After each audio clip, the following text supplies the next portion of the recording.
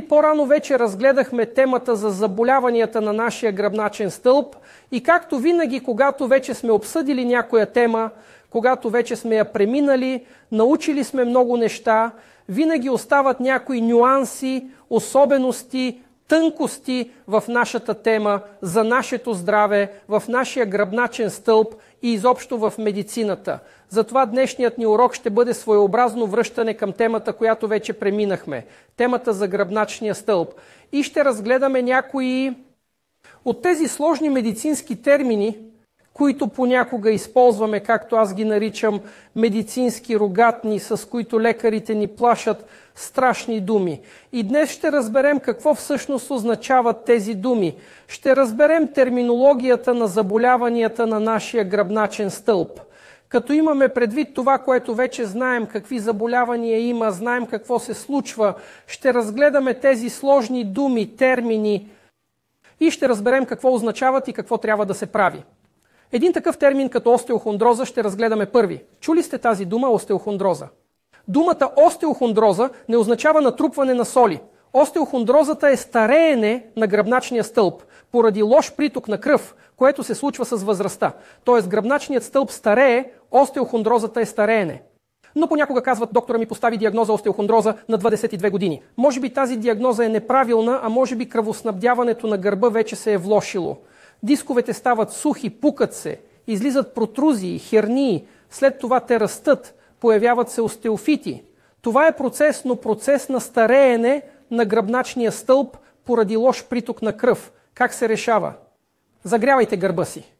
При загряване кръвоносните съдове се разширяват и към гръбначния стълб идва по-голямо количество кръв. Ако вече имате компресиран, притиснат гръбнак, правете тракция, разтягайте гръбначния стълб. Ако вече има израснали остеофити, намалена подвижност на гръбначния стълб, може да правите упражненията, които разглеждахме в един от уроците при изучаването на темата за гърба. И тогава остеофитите намаляват, но това е свързано с подвижността на гръбначния стълб. Но остеохондрозата е стареене поради лош приток на кръв, запомнете този термин. Вторият термин, с който често се спекулира – спондилоза. Вижте, ако остеохондрозата, дегенеративно-дистрофичният процес е стареенето на целия гръбначен стълб, то спондилозата е стареенето конкретно на даден прешлен. Това е стареенето на прешлена. При това в прешлена, точно тук, където се натоварва много, при движение на гръбначния стълб, започват да се образуват такива шипове, остеофити. Тези костни шипове, остеофити, още повече ограничават подвижността на гръбначния стълб. Спондилозата е същата като остеохондрозата, но изолирана на един прешлен. Ето това означава. И се проявява с намаляване на подвижността на нашия гръбначен стълб. Гръбнакът не се огъва, не се върти, не се сгъва. В такъв случай как да лекуваме? Въртене, сгъване, огъване, това са полезните в този случай упражнения за гръбначния стълб. А за да се измият, да се премахнат остеофитите, загрейте гърба преди това. Изпете на турмание в килим, той осигурява добро възстановяване на структурата на гръбначния стълб. Трето, спондилоартроза. Това е спондилоза на прешлена, а артроза е когато тук между, гледайте, горния прешлен и долния прешлен. При долния прешлен, горния прешленов отрастък, при горния прешлен, долният прешленов отрастък. Тези ставни отрастъци, те се съединяват помежду си. А точно тук, благодарение на подвижността в ставите на тези прешлени, се осъществяват накланяния, завъртания в гръбначния стълб. Но това ако самия ставен елемент е здрав, но с възрастта ставата става суха, изсъхва поради лошо кръвообращение. И това се нарича артроза. А артрозата между прешлените – спондилоартроза. По същество това е намалена подвижност на ставата поради лошия приток на кръв към гръбначния стълб. Както при остеохондрозата или спондилозата, загряването на гърба и движенията, най-различни движения в гръбначния стълб, това е решението на проблема с спондилоартрозата, нарушение на подвижността в междупрешленовите стави. Друго състояние, това е спондилолистеза. Отново като спондилозата, това е прешлен, а листеза. Приятели, листеза, това е изместването на горния прешлен спрямо долния. Например, горния прешлен отива напред, а долният назад или обратното. В зависимост от това на къде се е изместил прешленът, може да бъде антилистеза, когато изместването е напред, ретролистеза, измества се назад, или латеролистеза, измества се настрани. Между горния и долния прешлен е станало изместване. Приятели, сериозен проблем. Имайте предвид, че вътре в гръбначния стълб се намира гръбначния мозък. Той може да бъде притиснат и това е проблем за проводимостта на цялата нервна система на гръбначния стълб. Могат да бъдат притиснати нервните коренчета, тогава това е по-малък проблем, но все пак е проблем. И спондилолистезата води до нестабилност на гръбначния стълб и тогава всяко натоварване може само да усили това с по-голямо разрушително поражение на нервните проводници. Ако има спондилолистеза, гърбът е притиснат, може да не вярвате, но най-оптималното му лечение е когато разтягате гърба.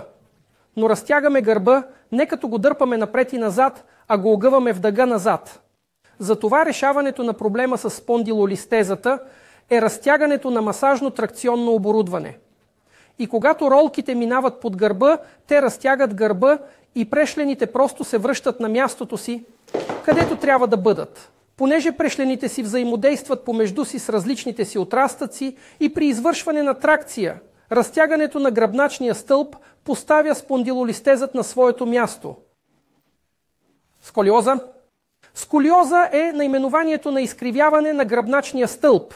Може да бъде в една посока, латинската буква С, сетообразна сколиоза, или в едната и другата посока, S-образна сколиоза. Има сколиоза с ротационен компонент, завъртане, деформиране, изменение на гръдния кош. Различни изменения, но ако има изкривяване на гръбначния стълб, той трябва да се изправи. Първото, което трябва да се направи при сколиоза, е разтягане на тракционното оборудване. Когато ролките вървят симетрично, отдясно и отляво равномерно, гърбът е изкривен, но ролките са равни. И ролките, когато минават под гърба, го изправят. Това е решение на проблема. Това винаги решава проблема с сколиозата, поне това, което съм виждал, е пълното изправяне на гръбначния стълб в третия етап на сколиозата. Но трябва да продължите да го правите и да не спирате. Разбира се, има и някои особености. При сколиоза променяме позицията на сън само по гръб и при сколиоза е задължително да се смени леглото. Леглото при сколиоза трябва да е максимално твърдо, за да не позволява на човека да лежи настрани, да лежи по корем и да продължава да изкривява гърба си. Компресионната фрактура на гръбначния стълб, обикновено компресията с налягане, травма по ос, удар, паднал на седалището, всякакви други травми, а понякога дори и неправилна позиция по време на сън. Компресионната фрактура не се лекува хирургически. Понякога правят вертебропластика, когато се запълва прешленът с нещо, за да запази своя обем. Но искам да кажа, че костната тъкан е като решетка. Там трябва просто да се отложи калций и не е нужно да се пломбира, за да зарасне компресионната фрактура и прешлена отново да се възстанови. Вижте, имало е компресия, трябва да се направи декомпресия. Декомпресията е разтягане. Мястото е било компресирано и трябва да се извърши разтягане. И това разтягане се извършва, когато правим разтягане на гръбначния стълб. Тази декомпресия при компресионна фрактура се извършва чрез разтягане, което решава проблема. За насищане на костите с калций използваме турманивия килим. Загряването на гърба с турманиева керамика подобрява метаболизма и възстановяването на дисковете и на самите прешлени. Херния на Шморъл. Приятели, това е малко по-различно. Дискова херния е когато излиза херния. Вижте, когато нашия диск се компресира и излиза херния, която притиска нервното коренче, това е дискова херния. А херния на Шморъл, вижте, при компресиране тя притиска, пробива самото тяло на прешлена и влиза във вътрешността на прешлена. Там няма нервни окончания, хернията е излязла, пробила е прешлена. Но не боли, няма да ви боли. Някои хора казват, че имат болка и им установили херния на Шморъл, но тя не боли. Болката идва от дисковата херния, която я съпровожда. Хернията на Шморъл виждаме, когато направим магнитен резонанс. Лекарят вижда хернията на Шморъл. Лекарят не може да я пропусне, той я описва, но неврологични проявления хернията на Шморъл не дава. Не се смята за заболяване и по същество не се нуждае от лечение. Затова хернията на Шморъл е по-скоро случайна находка при изследване на гръбначния стълб с ядрено-магнитен резонанс. Тя не изисква някакво специално лечение, но показва, че гръбначният стълб е силно увреден. Остеохондрозата е в напреднал стадий и трябва да решим този проблем. Думата, която много често плаши хората, е хемангиом на гръбначния стълб. Мнозина мислят, че това е някакъв страшен проблем. Приятели, хемангиомата е родилно петно, просто съдов клъстър. Въпреки, че ома означава тумор, хем кръв, ангиосъдове, това не е тумор, не съдържа онкологичен процес, просто е съдов клъстър вътре в прешлена. Да, той отслабва прешлена при натоварвания, не трябва да се вдига тежко, да се носи, особено да се пада, да се травмира. Травмите ще доведат до разрушаване на самото тяло на прешлена. Това е вредно, това не трябва да се прави, но сам по себе си хемангиомът е безопасен. Понякога той е голям, понякога разрушава прешлена. Ако е голям, тогава могат да се появят компресионни фрактури на гръбначния стълб поради разрушаването на неговата структура. Но хемангиомът е безопасен, не расте сам, не расте от топлина. А когато гръбначният стълб се разтяга, напротив, това ще бъде полезено. Това намалява натоварването на гръбначния стълб. Хемангиомът не е противопоказание. Спокойно можем да правим масаж, разтягане, тракция на гръбначния стълб. Секвестрираната херния, това е когато част от хернията се откъсва и попада в гръбначния канал. Разбирате ли, херния не отива настрани към корена, а назад, където се намира гръбначният мозък. И се откъсва и попада в гръбначния канал. Този проблем най-често си остава там. Там той не пречи много. Откъснатото парче отива по-надолу, където вече няма гръбначен мозък. Може да има движение на гръбначно-мозъчната течност, да се промени циркулацията на гръбначно-мозъчната течност, но по същество секвестрирана херния просто означава силно разрушен, сплескан, повреден междупрешленен диск. Понякога тя се лекува с хирургически метод. Секвестрираната херния не пречи да правим разтягане. Разстоянието между прешлените се увеличава, дискът се възстановява по-бързо. При секвестрирана херния може да се загрява гърба, може да се спи на турманиев килим, не пречи на използването на никакви физиотерапевтични процедури. Секвестрираната херния просто показва значително увреждане, което се появява в диска при неговото компресиране, когато част от диска се изсипва в гръбначно-мозъчния канал. Стеноза на гръбначния стълб. Това, което разгледахме в един от уроците, когато говорихме специално за гръбначния стълб, кога се получава стеноза? Стенозата на гръбначния канал е намаляването на пространството в гръбначно-мозъчния канал, където преминава гръбначният мозък.